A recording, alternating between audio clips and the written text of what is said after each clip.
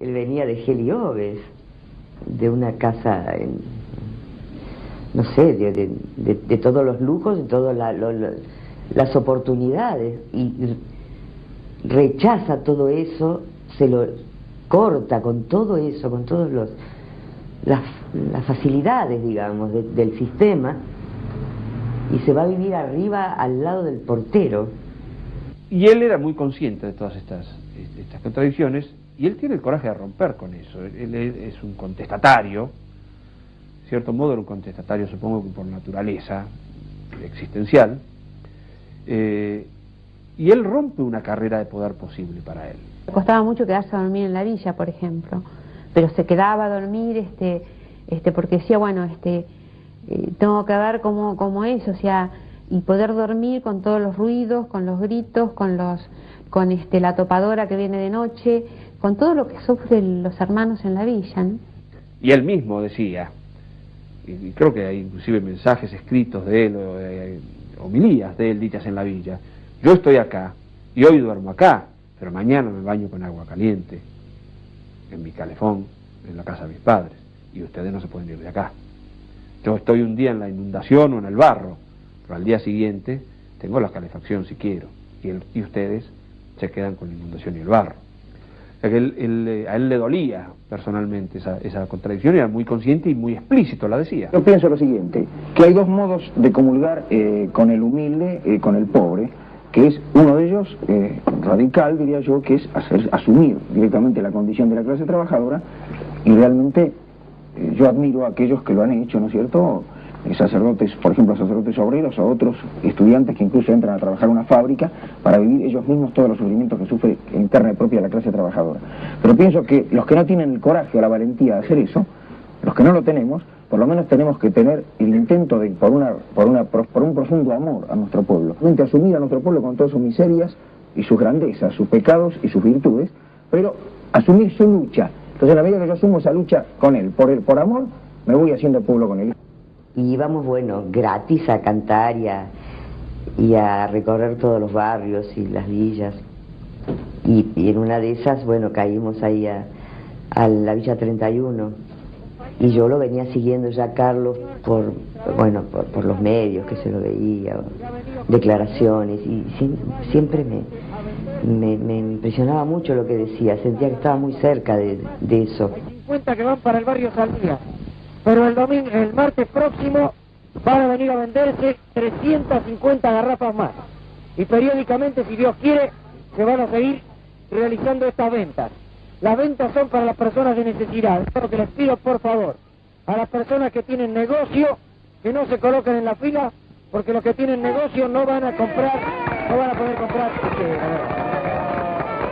Le gustaba que me subiera ahí a cualquier mesa para que cantara para la gente ahí de la villa. Eso pedía siempre. O hacer, colectas, o buscar comida para el dispensario, que finalmente era más grande el dispensario que la capilla. Y yo la hice, la capilla. Yo lo ayudaba a Carlos en todo lo que fuera, porque yo era teóricamente el rico, ¿me entendés? Era el que más ganaba de todos los hermanos. Entonces, como era un tipo que vivía mangándote porque era terrible, ¿no? Y además porque tenía necesidades reales. Es decir, todo el tiempo se venía con tipos que necesitaban guita, o había que darle de comer a cosas, había que comprar tal cosa, siempre había que hacer algo. El padrecito lo llamaba, el padrecito. No, era un hermano, era un igual. Y así él lo hacía sentir. Pateaba el barrio, charlaba mucho con la gente, también con los maridos, ¿no? Iba también a verlos cuando estaban presos. No vivía en la villa él, le costaba mucho, pero luchaba mucho como todo, o sea, fue como todo un proceso de búsqueda y de maduración hacia una mayor entrega, ¿no? Vamos a charlar un poco.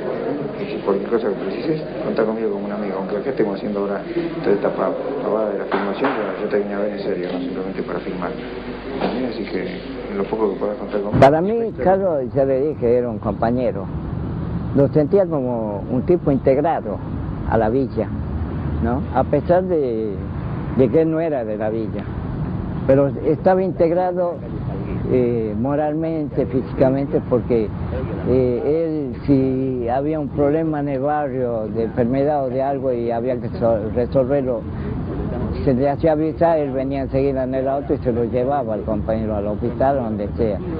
Si había un incendio, él estaba. Lo que pasara en este barrio, él estaba firme. ¿Dónde había comenzado el incendio? Aquí en la punta, aquí en el extremo de la casilla 611, ¿no? Pero ¿Quién vivía allí? Perdón, ahí vivía un muchacho Pérez, un cieguito, que venía con frecuencia a la capilla que le dieran una inyección, un muchacho que tenía un ojo de vidrio y el otro ojo también muy obstruido, por lo tanto incluso de noche dormía con una velita. Eso posiblemente... Que probablemente fue la velita. Enseguida se extendió el incendio. Y lo primero que les digo honestamente me impresionó fue la valentía de la muchachada de acá, que se largó así con todo a romper las casillas de más atrás para evitar que se propagara el incendio, y arriesgando incluso la vida a muchos de ellos que ahora están lastimados y todo. Se jugaron a varios heridos. Demás, ¿no? Realmente fue una cosa... Él murió carbonizado, ¿no es cierto? Carbonizado. En el principio no vimos nada. Al rato, que después que vino los bomberos, después de un rato largo, nos dimos cuenta que había allí un cadáver, ¿no? Padre, cambiando de tema, lamentablemente ya no hay nada que hacer. Bueno, yo creo que hay mucho que hacer, ¿no? En la vida, por supuesto, me refiero al hecho en sí. Inmediatamente vamos a hacer las gestiones entre las autoridades, hasta quien sea, para que acá se puedan construir cuanto antes. Perdón, quería preguntarle cuántas casas se han quemado. Bueno, calculamos más o menos unas 30, ¿no? Acá el señor Valenzuela, el presidente de la comisión vecinal, que está al frente de todas las... Son comunes los incendios en villas miserias. ¿Por qué? Bueno, en parte por la precariedad de las construcciones. ¿Hay negligencia en los habitantes? En absoluto. Lo que pasa es que si hay gente que está ganando sueldos de hambre, que quiere que hacen lo que pueden para poder subsistir. Por eso nosotros insistimos, yo formo parte del equipo pastoral de sacerdotes en la villa de emergencia, que cuanto antes se facilite la mejora de los barrios, ¿no es cierto? Es decir, que se pueda realmente facilitarle a la gente que puede tener casa de material. Gracias a que esta era una casa de material, el incendio no se siguió extendiendo. Si no, quién sabe las desgracias espantosas que hubiéramos tenido que experimentar acá. ¿Cuántos habitantes hay, padre, en esta villa? Bueno, en la zona 31 hay cerca de 40.000 y acá cerca de 10.000, ¿no? En su totalidad, y perdóneme la pregunta, ¿gente de trabajo? Totalmente, gente trabajadora, gente que realmente en muchos sentidos me da a mí el ejemplo, le digo honestamente, ¿no? Yo hace ya 7 años que ando por acá, de modo que no soy un recién llegado, ¿no? Y gente realmente, y ayer se vio una solidaridad maravillosa, ¿no? No bien se pidió por el parlante que se mandara alguna frazada, alguna cosa, enseguida llegó una señora... Colaboración total. Llegó una señora con un paquete inmenso y no quiso decir, no quiso dar su nombre ni nada, ¿no? Padre, muy gentil, y que tengan por supuesto solución para sus problemas. Hicimos una reunión, porque en esta reunión se hacía una marcha a Luján, que siempre usaban, todos los curas usaban un día X de diciembre para hacer una visita a la Madre Virgen de Luján. Me costó mucho, la verdad. Fue un esfuerzo que me costó después ir a parar un hospital, pero construimos la Junta de Delegados, construimos el Frente Villero de Liberación, que abarcó a todos los barrios y villas de Capital y abarcó algunos barrios de la provincia de Buenos Aires. Será una cooperativa de trabajo, crédito, consumo y vivienda. Bueno, la principal finalidad es aglutinarse en el movimiento que expresa al pueblo argentino, al pueblo trabajador fundamentalmente, que es el movimiento peronista, para trabajar desde abajo, es decir, desde el pueblo, en la remodelación de las villas para constituirlas en barrios obreros, y para que el pueblo trabajador villero se constituya en protagonista del quehacer nacional. Se habla como uno de los aspectos básicos tras constituirse esta noche aquí en la Asamblea, la creación de una cooperativa. Es una forma práctica de dar trabajo inmediato a mucha gente. Todos sabemos que el drama más pavoroso en este momento de la vida de nuestra patria es la falta de fuentes de trabajo. Y pensamos que la creación de esta cooperativa, que es una iniciativa de los villeros, puede solucionar este problema e ir dando solución al problema también importante, que es el de la construcción de las viviendas, teniendo en cuenta el sentido de los mismos que las van a habitar. Correcto, padre, gracias, buenas noches. En 1971, la era militar comenzada 5 años antes sufre su último cambio de timonel. Asume la presidencia de la nación el general Lanusse. Un año después, luego de varios intentos infructuosos de perpetuarse en el poder, la presión social y el accionar constante de las organizaciones armadas lo obligan a acceder a lo único que no figuraba en sus planes: convocar a elecciones y permitir el regreso al país, por primera vez en 17 años, de Juan Domingo Perón. Mujica, por supuesto, no será ajeno al esperado acontecimiento. Y era mucha emoción para todos nosotros. Era la vuelta de Perón, después de la prohibición y después de toda la lucha y vuelven. Era la vuelta del líder. La gente pensaba en el retorno de Perón como el retorno de la justicia, sobre todo la gente de nuestros barrios. Me toca a mí, entre varios, hacer la lista de quienes habrían de acompañarlo a Perón en su intento de regreso al país. Y es entonces que lo voy a ver a Mujica. Carlos se fue con un orgullo enorme, con un orgullo de haber sido elegido. Carlos tenía una parte también muy, eso que te digo, de chico grande, que no podía creer por ahí que le hubiera tocado ese charter en donde por ahí había gente que para él le parecía que eran tan famosos y tan importantes. Y él a veces no tenía conciencia de cuál famoso y cuál importante era él.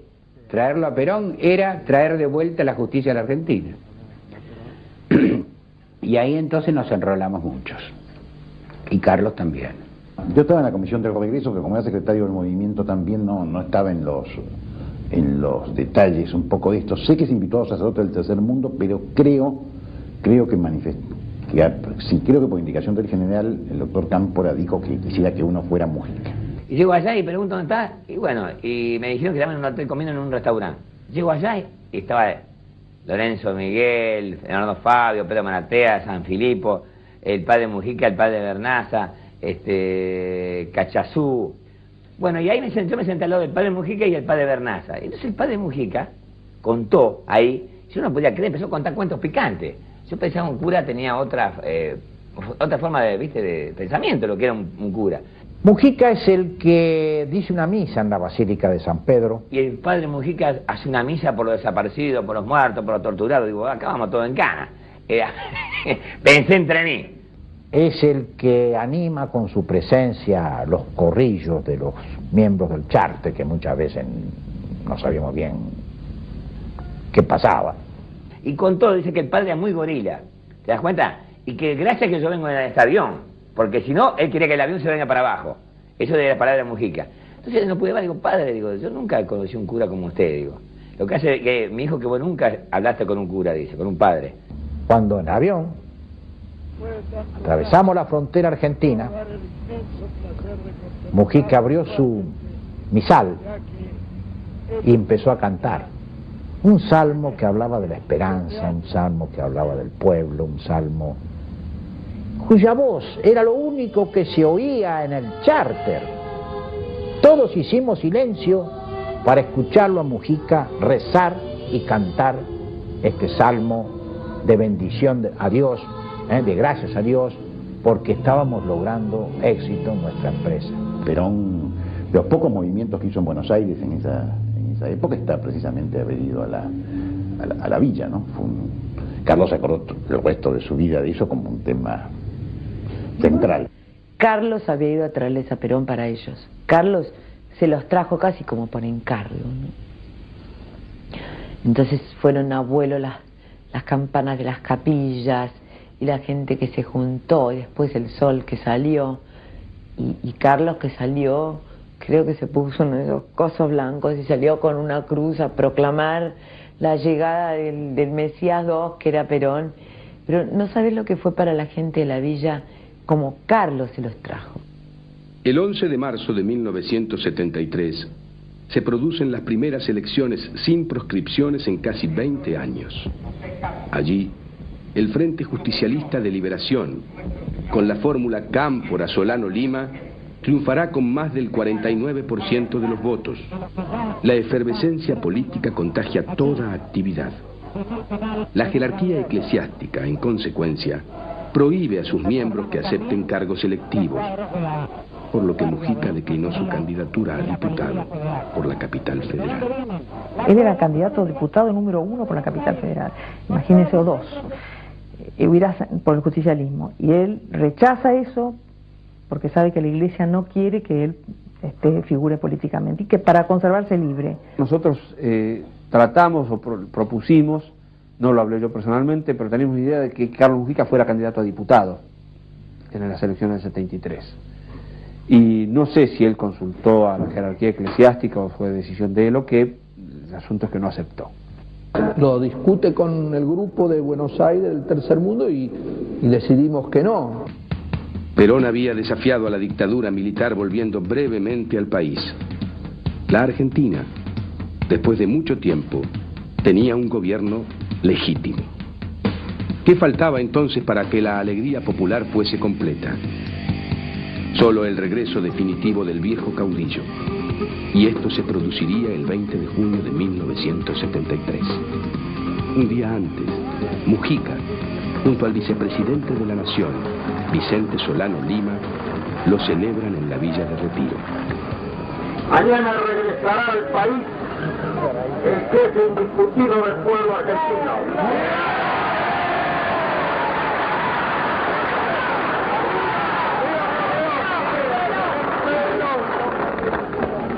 Como yo tendré el honor de ser el primer argentino que lo abrace en esta tierra, les pido a ustedes la representación para hacer los nombres de ustedes.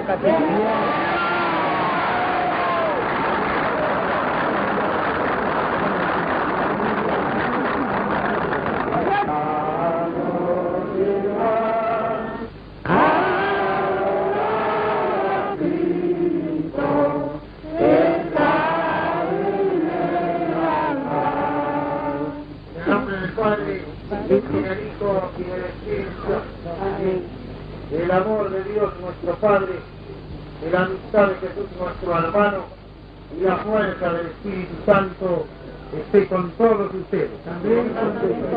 Queridos hermanos, antes de celebrar estos sagrados misterios, en el silencio de nuestro corazón, digamos a Dios perdón por no haber sabido amar a Él como Él nos ha amado a nosotros, por no haberlo sabido a veces reconocer en los hombres, en los más humildes que son sus preferidos.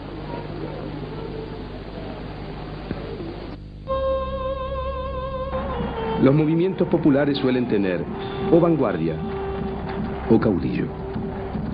Nunca ambas cosas. Con Perón en el país y con su gobierno elegido democráticamente, la propia existencia de las organizaciones armadas comienza a ser cuestionada. Muchos son los que, en ese contexto, empiezan a condenar las acciones guerrilleras. Mujica entre ellos.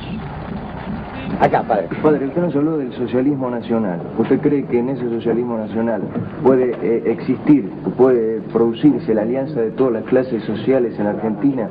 Y si es así, ¿cómo se concretaría esa alianza? Yo pienso que sí, que en esta primera etapa de lo que se trata no es una función, personalmente discrepo con el esquema que tiende hoy a privilegiar como primera instancia la lucha de clase, que es un esquema marxista que, a mi juicio, es una expresión de colonialismo cultural en nuestra patria, ¿no es cierto? Un esquema importado del marxismo europeo que no responde a la realidad, y los que han sido los protagonistas de este esquema en la Argentina históricamente siempre funcionaron contra el pueblo.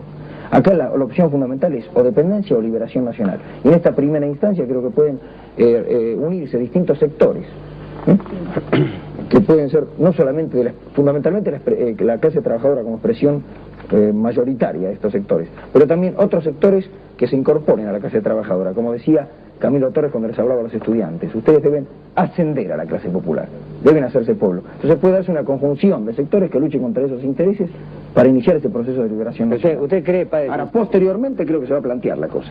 En ese momento él no estuvo de acuerdo con que nosotros enfrentáramos a Perón. Bueno, en general, la mayoría de los curas sostuvieron esa posición. Podría decir que la mayoría de la gente grande sostuvo esa posición, podría decir que la mayoría de la sociedad sostuvo esa posición, pero nosotros, que éramos la generación que ya nos habíamos jugado y que ya estábamos marcados y que nos la iban a dar de cualquier forma, no teníamos vuelta atrás. Carlos, y es público esto, ¿no? Carlos justificaba el uso de la violencia para enfrentar a una dictadura que no quería entregar el poder, no quería convocar elecciones, etcétera, que era la dictadura militar de aquel entonces.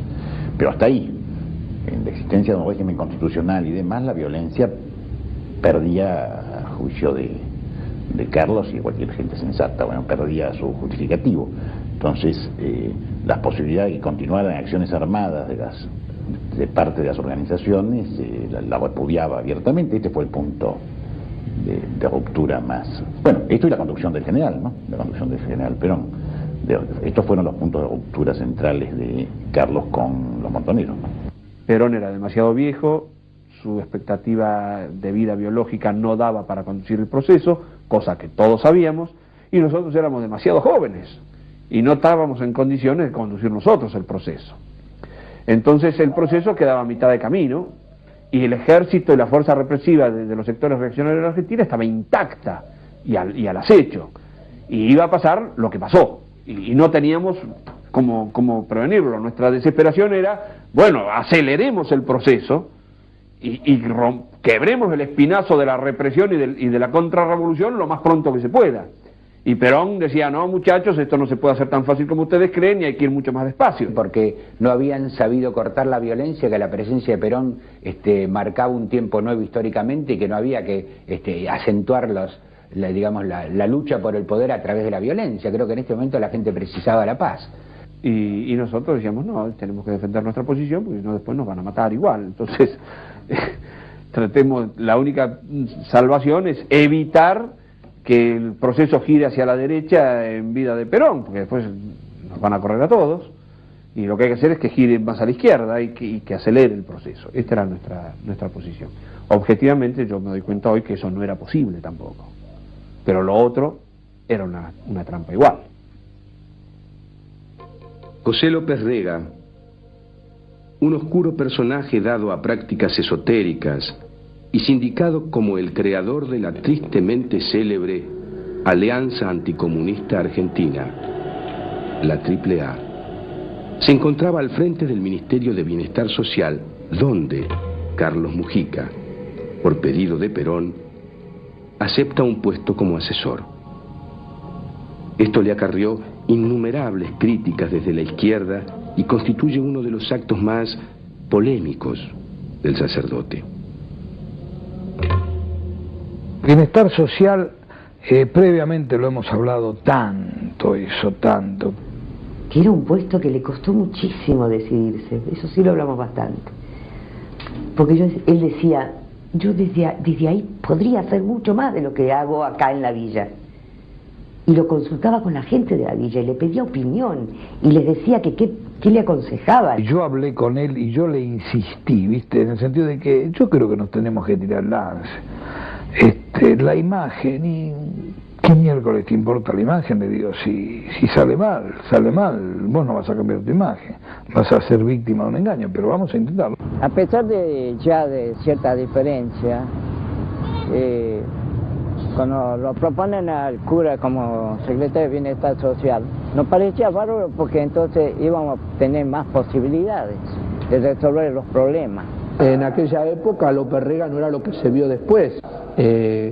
Como en el Ministerio de Bienestar Social había mucho dinero, bueno, él acepta engancharse ahí, ad honorem por supuesto, para ver cómo hacer llegar esos recursos a la gente que lo necesitara.